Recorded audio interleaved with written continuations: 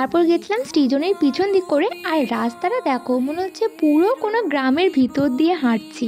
আর এদিকে যে সমস্ত বাড়িগুলো করা আছে, প্রত্যেকটা বাড়ি এত সুন্দর করে সাজানো, সব দেওয়ালে দেওয়ালে ছবি আঁকা। আর বাড়ির ভিতরগুলো খুব সুন্দর করে গোছানো, তুমি চাইলে ভিতরে ঢুকতেও পারো। আমরা অবশ্যই ভিতরে ঢুকিনি, ওই বাইরে থেকে দেখে দেখেই চলে এসেছি। আর এই বোগানভেলিয়া গাছটা এত সুন্দর লাগছিল এখানে দেখতে, আর এত বড় করে ফুটেছিল। আমি যখনই দেখলাম আশেপাশে কোনো গার্ড নেই, একটা ফুল আমি না ছিঁড়ে থাকতেই পারলাম না।